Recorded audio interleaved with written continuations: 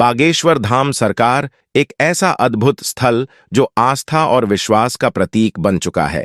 मध्य प्रदेश के छतरपुर में स्थित यह धाम पीठाधीश्वर धीरेन्द्र शास्त्री के मार्गदर्शन में अपनी अनोखी पहचान बना चुका है। यहाँ श्रद्धालु अपने दुखों और समस्याओं का समाधान खोजने आते हैं और लौटते हैं एक नई आशा और विश्वास के साथ। इस वीडियो में हम जानेंगे बागेश्वर धाम की अनोखी कहानी और धीरेन्द्र शास्त्री के विचारों को जो लाखों लोगों को प्रेरित करते हैं। क्या वास्तव में इस धाम में चमत्कार होते हैं? क्या यहाँ की शक्तियां वास्तविक हैं? बागेश्वर धाम भगवान हनुमान के मंदिर के लिए फेमस है। बागेश्वर धाम अनेक तपस्वियों की दिव्य भूमि है, जहां दर्शन मात्र से ही लोगों को बालाजी महाराज की कृपा और आशीर्वाद प्राप्त हो जाता है। बता दें, हनुमान की कृपा और आशीर्वाद लेने के लिए भक्त भारत के सभी राज्यों से आते हैं। इनके दरबार में जो कोई भी जाता है, ये उसके मन की बात पहले ही जान लेते हैं। इन दिनों बागेश्वर धाम सरकार की चर्चा न केवल देश बल्कि विदेशों में भी जोरों पर है। बागेश्वर धाम में बालाजी महाराज का ऐसा चमत्कारिक मंदिर है, जहां भक्त अपनी समस्याओं की अर्जी लगाते हैं और फिर सुनवाई होती है। बागेश्वर धाम के पीठाधीश्वर पंडित धीरेन्द्र कृष्ण शास्त्री इन दिनों चर्चा का केंद्र बन गए हैं। वे दावा करते हैं कि जो भक्त यहां अपनी अर्जी लेकर आते हैं, उनकी समस्याओं का समाधान होता है। पंडित धीरेन्द्र शास्त्री दिव्य दरबार सजाते हैं, जहां श्रद्धालु अपनी मनोकामनाएं व्यक्त करते हैं। लेकिन क्या आप जानते हैं कि बागेश्वर धाम से जुड़े कई गूढ़ रहस्य भी हैं, जो इस स्थान की विशेषता को और भी बढ़ाते हैं? दोस्तों, हम बात कर रहे हैं यहां पर श्री बालाजी बागेश्वर महाराज की, जिनकी चर्चा केवल देश में ही नहीं बल्कि विदेशों तक फैली हुई है। भारत के अलावा भी इन्होंने विदेशों में अपना दरबार सजाया हुआ है। बागेश्वर बाबा जो अपने कड़क अंदाज में बोलना शुरू करते हैं, तो भक्त अपने आप ही आस्था में लीन हो जाते हैं। कुछ लोग रोना पीटना भी शुरू कर देते हैं।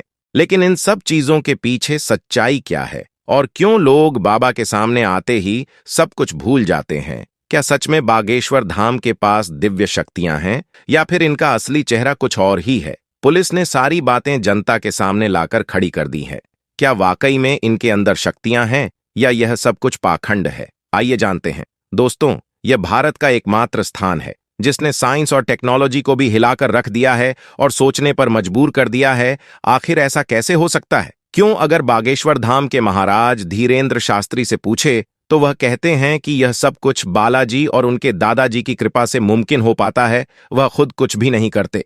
12 साल की छोटी सी उम्र में, जहां बच्चे अपने घर का पता भी नहीं बता पाते, उस उम्र में यह दिन भर हनुमान चालीसा का पाठ किया करते थे। और इस नियंत्रण जाप ने इनकी बुद्धि को इतना ज्यादा प्रबल बना दिया कि आज यह उस स्तर पर पहुंच गए हैं जहां इन्हें लोगों की बात को समझने में रत्ती भर भी समय नहीं लगता। बागेश्वर धाम में बालाजी महाराज का प्राचीन और चमत्कारिक मंदिर है। पंडित धीरेन्द्र शास्त्री से पहले यहाँ पीढ़ी दर पीढ़ी प्रसिद्ध संत दिव्य दरबार लगाते आए हैं, लेकिन शुरू में इसका प्रचार प्रसार इतनी तेजी से नहीं हुआ था जैसा कि आज है। बागेश्वर धाम मंदिर की विशेषता यह है कि यहाँ आए भक्तों की मनोकामना पूरी होती है और समस्याओं का समाधान होता है। मान्यता है कि बालाजी महाराज और सन्यासी बाबा की कृपा से सब सिद्ध हो जाता है। बागेश्वर धाम में धीरेन्द्र शास्त्री से पहले उनके दादाजी भगवान दास गर्ग दरबार लगाया करते थे। धीरेन्द्र शास्त्री ने दादाजी के शरण में अपना बचपन व्यतीत किया और दादा के साथ ही धार्मिक गतिविधियों से जुड़ गए। साथ ही साथ वे दरबार भी लगाने लगे और जन कल्याण के लिए काम करने लगे। इस तरह से धीरेन्द्र शास्त्री को सिद्धि प्राप्त हुई। आपको बता दें, बागेश्वर धाम सरकार का जन्म छतरपुर के छोटे से गांव गड़ा में हुआ था। इनका जन्म बहुत ही गरीब ब्राह्मण परिवार में हुआ था, लेकिन गरीबी के आलम में अपना बचपन गुजारने के बावजूद आज धीरेन्द्र कृष्ण स्वामी बड़े बड़े अरबपतियों को भी अपने दरबार में झुकाने की शक्ति रखते हैं। कहा जाता है कि धीरेन्द्र कृष्ण स्वामी हनुमान जी के परम भक्त हैं और 12 साल की छोटी सी उम्र से ही इन्होंने बालाजी यानी कि हनुमान जी की सेवा शुरू कर दी थी। इनका पूरा ध्यान भगवान की सेवा में ही लगा रहता था और सालों तक किसी तरह तपस्या करने के बाद धीरेन्द्र कृष्ण स्वामी को कुछ ऐसी शक्तियां प्राप्त हुईं जिनकी मदद से आज यह सामने मौजूद व्यक्ति के बिना बताए ही उनकी परेशानियां समझ जाते हैं और इस पर्चे में लिख देते हैं बागेश्वर बाबा ये तक समझ जाते हैं कि आप सच कह रहे हैं या नहीं। इनके द्वारा लिखा एक एक शब्द 100% सत्य होता है, जिसका सबसे बड़ा प्रमाण यह है कि आज तक कोई भी इन्हें झूठा साबित नहीं कर पाया। बालाजी के इस धाम में मंगलवार को भक्तों की भीड़ उमड़ती है और लोग बालाजी के दरबार में अपनी अर्जी लगाते हैं। बागेश्वर धाम में पर्ची लगाने की प्रक्रिया बेहद सरल है। यहां आपको एक पर्ची पर अपनी समस्या लिखकर उसे लाल कपड़े में नारियल के साथ बांधकर यहां परिसर में रखना होता है। यहां पर आपको लाल, पीले और काले कपड़े में बंधे हुए नारियल मिल जाएंगे। इसके पीछे का तर्क यह है कि यदि आपकी अर्जी सामान्य है तो आपको लाल कपड़े में नारियल बांधना चाहिए। यदि आपकी अर्जी शादी विवाह से जुड़ी है तो नारियल को पीले कपड़े में बांधें, और यदि यह प्रेत बाधा से संबंधित है तो नारियल को काले कपड़े में लपेटें। इसके अलावा यदि आप यहां आकर यह प्रक्रिया नहीं कर पा रहे हैं तो आप अपने घर के पूजा स्थान पर भी नारियल के साथ अपनी अर्जी रख सकते हैं। ऐसा माना जाता है कि घर पर रखी गई अर्जी भी भगवान बालाजी तक पहुंचती है।